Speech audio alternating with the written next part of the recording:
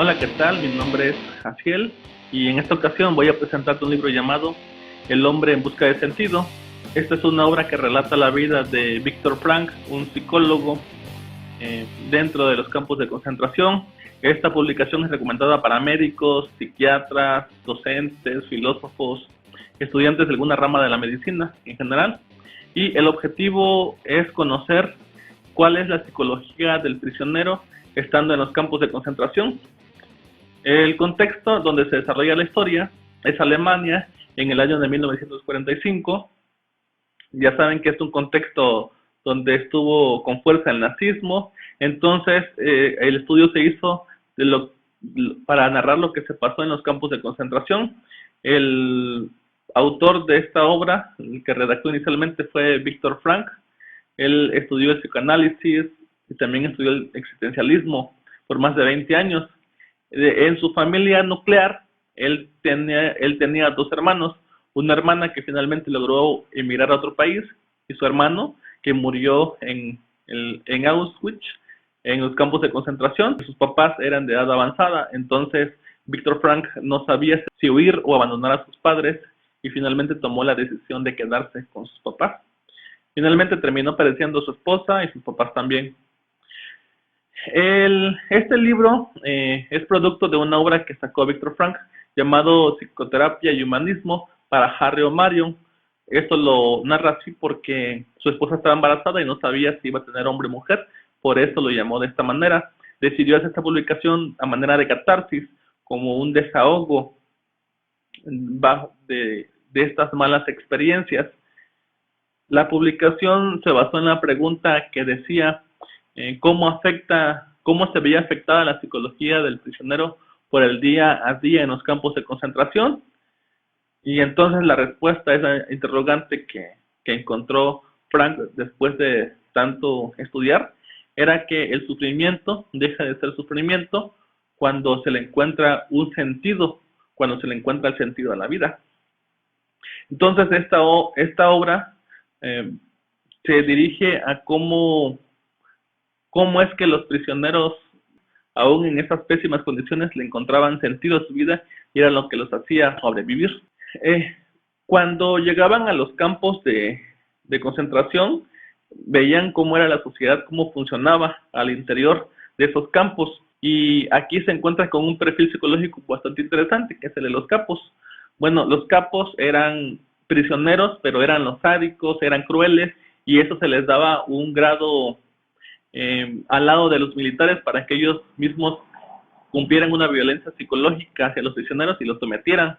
Entonces, de este perfil psicológico, pues casi no se habla, pero pareciera que fue su mejor etapa, la del nazismo. Se comenta que para que cada determinado tiempo enviaban a prisioneros a Auschwitz, a los crematorios, a las cámaras de gas, a las cámaras de gas.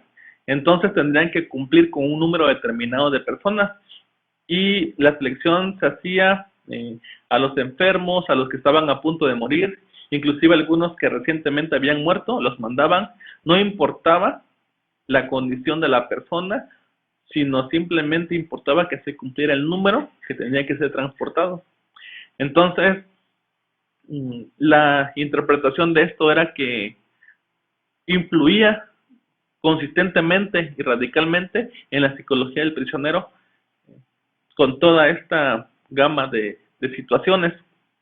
Dentro de esa dinámica, los prisioneros recibían en pago cupones por haber trabajado durante una semana para los nazis. Este cupón era igual a 6 tazones de sopa aguada, o si no también lo podían cambiar por 6 cigarrillos. Entonces cuando veían a alguien fumar significaba que le había perdido el sentido de la vida, ya había dejado la comida por una parte para empezar a fumar. No les gustaba hablar porque decía, ¿para qué hablamos si no nos van a comprender y además no nos gusta recordar todo lo que vivimos? Bueno, había muchas emociones encontradas. Cuando las personas llegaban a Auschwitz, se encontraban con prisioneros que los recibían, ellos los administraban, los revisaban, les quitaban sus pertenencias, les quitaban objetos de valor y los dejaban completamente desnudos. Y la gente se sorprendió porque no sabía, pensaban que iban a ocuparlos para ser esclavos, para trabajar en fábricas, Nunca se imaginaron toda la crueldad que les esperaba, porque veían a la gente sonriendo, amable, algunos, por dándose sarcásticamente otros. Sin embargo, estos vivían con la esperanza del indulto. Muchas personas vivían con la esperanza de que a último momento, cuando se les fuese a matar, se les perdonara la vida por haber hecho bien su tarea o por haber cumplido con sus trabajos. Pero no era así, lamentablemente.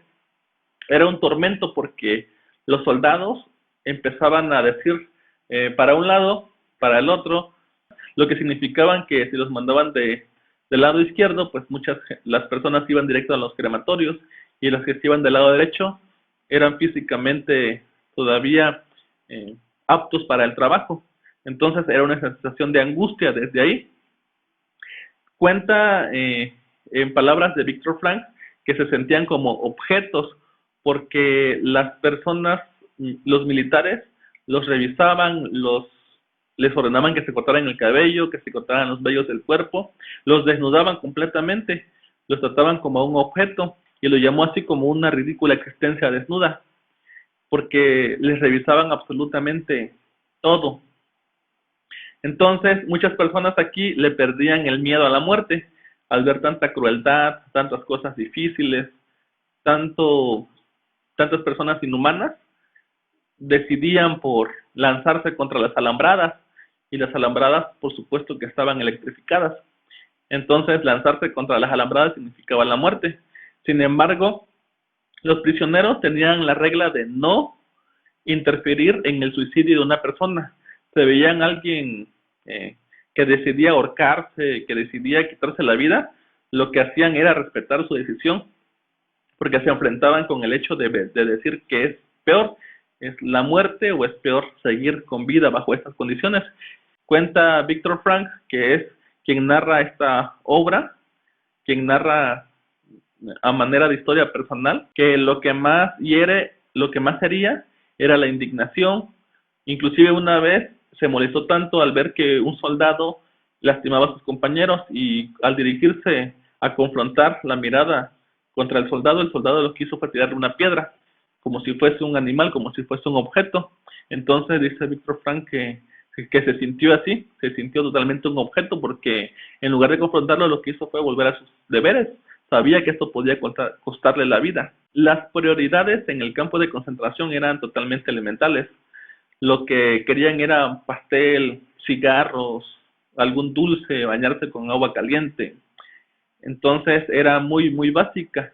Cuenta también que dentro de los campos de concentración, una experiencia que tuvo con su amigo era que estaba soñando, tenía una pesadilla, y Viktor Frankl quería despertarlo, pero dijo, no lo voy a despertar, porque por más cruel que sea la pesadilla, es peor la realidad. Entonces, no. Lo difícil de esto por un lado, y por el otro se encontraba el sentimiento de placer. Cuenta que el sentimiento de placer era meramente básico, no sentían ganas de placer sexual, porque esto se inhibía por muchos maltratos. Cuenta también que inclusive entre los peores maltratos era que las personas se podían llorar cuando los zapatos no les quedaban, porque significaba que se iban a lastimar al caminar, o que caminaban largas distancias. Entonces, por un lado esto, y por otro lado la violencia psicológica. Muchos lo definían así, lo que hacían era salvar su pellejo, nada más. Por lo tanto, había ausencia de sentimientos. No sentían ganas de satisfacer sus necesidades sexuales, y esto se confronta con lo que dice el psicoanálisis, porque el psicoanálisis dice que los sueños reflejan el deseo del sexo en una persona. Por otra parte, en los campos de concentración no se hablaban de otros temas más que de política. La religión casi era un tema que muy poco frecuentado entre los prisioneros. Dentro de sus experiencias, el Viktor Frankl, el psicólogo, comentó que el amor trasciende lo físico. Eso lo comentó así porque su conclusión era que el amor es la meta última y mayor a la que puede aspirar el hombre. Esto porque, aún ignorando si la vida de su esposa seguía, él hablaba con ella en su intimidad, él sonreía, tenía pláticas personales, y eso era lo que le daba el aliento, lo que le daba la razón. El amor trasciende la persona física del ser amado, halla su sentido más profundo en el ser espiritual y en el yo íntimo, así lo describe textualmente. Respecto al humor, cuenta, era algo poco característico de ahí. Cuenta que una de las cosas que les platicaba para sacarles algunas risas era preguntarles qué cosa es lo que harían, que les comentaran algo chusco que harían después de salir de la cárcel. Entonces muchas personas comentaban y todos se reían, platicaban, alardeaban, echaban alguno que otro chascarrillo. Entonces la conclusión a la que llegó Víctor era que los intentos por desarrollar el sentido del humor y ver la realidad humorística constituyen una especie de truco para con la cual aprendemos el arte de vivir. Entonces el hecho de hallarle el lado humorístico a las cosas les permitía sobrellevar la situación de vida a la que se enfrentaban. Los inhumanos eran tanto soldados como capos y por supuesto hasta los mismos presos, porque cuentan que no importaba el nombre, sino simplemente se identificaban por el número. Es decir, cuando una persona moría, lo que hacían era despojarlo de sus zapatos, de sus pertenencias, de su ropa, y las intercambiaban, esto porque sabían que las personas ya no las iban a ocupar más, entonces cada quien luchaba por su sobrevivencia. Y cuando una persona estaba a punto de morir o sabía que iba a ser trasladada a las cámaras de gas, lo que hacían era dejar su última voluntad. Entonces sus mejores amigos memorizaban su última voluntad. Ahí fue donde Víctor Frank, cuando se vio frente a esa circunstancia, también le dejó una carta para su esposa y ahí se dio cuenta de que había motivos por los cuales vivir, pero también podía encontrarles motivos por los cuales morir. Después de esto, Víctor se enfrentó a una situación que le cambió las circunstancias de vida, porque en su condición de médico, lo que hacía era ayudar a sus compañeros enfermos. Y una vez había planeado todo para darse a la fuga. Con uno de sus mejores amigos sacaron los cadáveres y junto con los cadáveres sacaban mochilas. Cuando ya iban a darse a la fuga, Víctor Frank fue a ver a uno de sus pacientes y su compañero le dijo, ¿tú también te vas? Entonces Víctor Frank no supo qué decir y decidió quedarse con él, aún sabiendo que él iba a morir, que iba a ser llevado en la próxima lista a Auschwitz. Entonces él entendió que hay cosas que se pueden arrebatar las pertenencias, el dinero, pero no se puede arrebatar la voluntad del ser humano, porque inclusive en la muerte se le puede encontrar sentido a la vida, así como lo encontró él. Víctor Frank concluye en que al hombre le pueden arrebatar todo, pero lo único que no le pueden arrebatar es la libre elección para elegir su propio camino. Al decidir quedarse con el enfermo, él sintió paz, sintió tranquilidad y sintió ahí que él podía darle un sentido a su vida, aunque estuviera condenado a muerte. Veía también, por otra parte, que las personas que se refugiaban en el pasado, que decían que su vida en el pasado había sido mejor y que no le encontraban sentido en el presente, muchas personas comenzaban a morir porque les provocaba nostalgia, sufrimiento, estrés, en fin. Y finalmente concluye con una experiencia y él dice que la decepción es lo que mata. Cuenta la historia que uno de sus mejores amigos soñó que iban a ser liberados un día en el mes siguiente. Entonces él estaba tan ilusionado con eso de que todos los días repetía, tuve un presagio y soñé que íbamos a ser liberados y vamos a ser liberados. Se contagió tanto de esta idea que al pasar los días se dio cuenta de que las circunstancias no cambiaban y cuando se cumplió el plazo, las condiciones eran igual o eran peores. Finalmente el hombre cayó en depresión y terminó por morir. Le provocó desaliento, le provocó debilidad y finalmente eso lo llevó a la muerte. No supo cómo entender la realidad, cómo sobrellevarla y terminó de esa mala manera. Respecto a esto, Víctor concluye que la vida nos hace preguntas que amerita nuestras respuestas, pero nuestras respuestas deben ser dadas por conductas firmes y conductas enérgicas que indiquen acción. De aquí concluye el sufrimiento como logro. Cuando las personas habían decidido morir o habían decidido ahorcarse, entendían que era ahí cuando se había perdido el sentido a la vida, porque decía que el hombre que es consciente de su sentido existencial, no es capaz de tirar su vida. Una vez que la persona ha entendido el objetivo de su vida, lo que le da sentido, entonces puede encontrar el cómo llegar a la meta. Prácticamente si tienes el qué, puedes sobrellevar o puedes sobrevivir a cualquier cómo.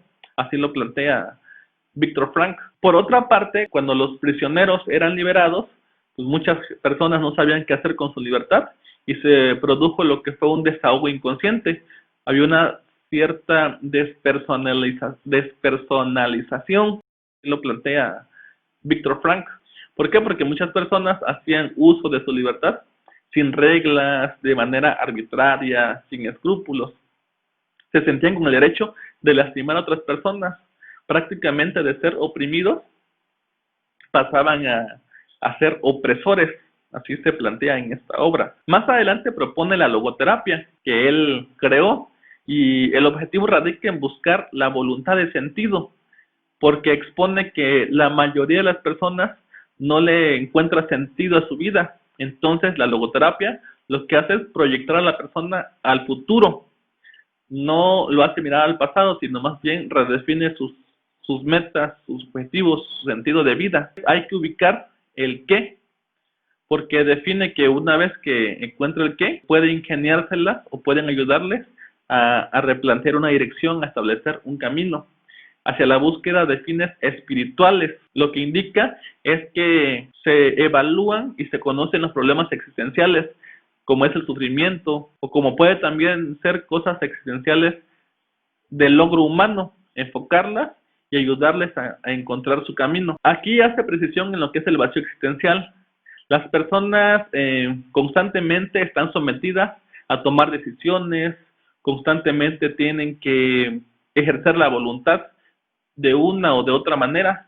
Entonces, muchas personas no saben cómo tomar esas decisiones ante estos cambios de tendencias, de ideas, de estos paradigmas que constantemente nos invaden de diferentes partes.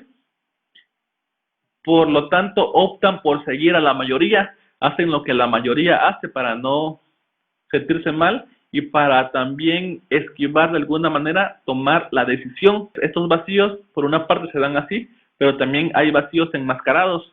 Un vacío enmascarado es cuando la frustración de la voluntad de sentido es compensada con la voluntad de poder o también con la voluntad de dinero o con la voluntad de placer. Prácticamente lo que expone es que la falta de voluntad de sentido genera vicios, se refleja en los vicios. Ese es un ejemplo. Para poder encontrarle sentido a la vida desde la logoterapia, es más o menos como el ajedrez, porque no hay planes establecidos, sino que hay que reconocer cuál es el vacío y en función de esto se planean las circunstancias, se analizan los momentos y se ofrecen respuestas. Las respuestas se dan en función de las demandas que plantea la vida. Prácticamente consiste en cambiar la perspectiva de vida a una persona.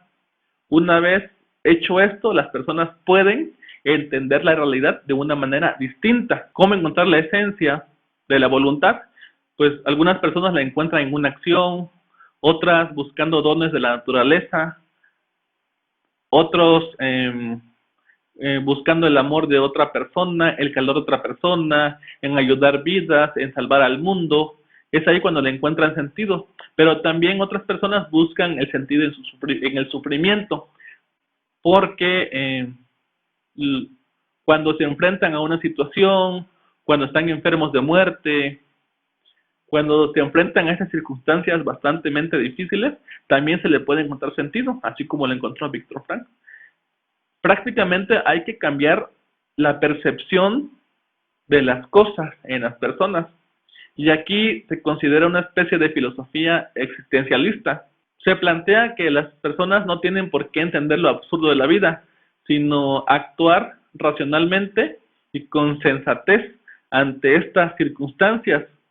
Y aquí pone el ejemplo de un rabino que fue con el doctor y le dijo: doctor, llevo 2 años que se murió mi esposa y he sufrido de una manera inimaginable. He sufrido mucho, y le contó sus pesares al doctor, y el doctor le dijo: bueno, aquí tú me dices eso, pero ¿qué hubiera pasado si el que se hubiera muerto hubiese sido tú y tu esposa se hubiera quedado sufriendo? A lo que él le respondió que tenía razón, que le había ahorrado prácticamente 2 años de sufrimiento a su esposa. Bueno, en fin, ahí es una manera distinta de apreciar la realidad. También habla sobre el pandeterminismo. Aquí se refiere a que el entendimiento de la psique humana es totalmente compleja, porque nunca se puede describir de manera absoluta a una persona desde lo que piensa, desde lo que es. Una persona puede ser un hombre de valores, una persona de bien, ejemplar, alguien que hace todo bien, un ejemplo para la juventud, pero también puede ser la peor persona, el que roba, el que mata, el que ultraja, el que viola.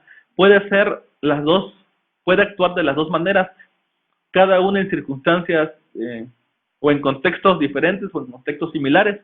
A eso se refiere con que las personas nunca pueden ser descritas desde la psique completamente. Este libro aborda temas importantes como son los valores, desde una manera introspectiva, para que las personas puedan entender el mundo, puedan entender los problemas sociales y actuales a los que estamos enfrentándonos hoy mismo. También se reflexiona que hay que encontrarle sentido a la vida mediante una causa, o en la búsqueda de algunos dones, o también el sufrimiento. Pero también reflexiona sobre que el sentido se le puede encontrar en la vida, pero también se le puede encontrar en la muerte.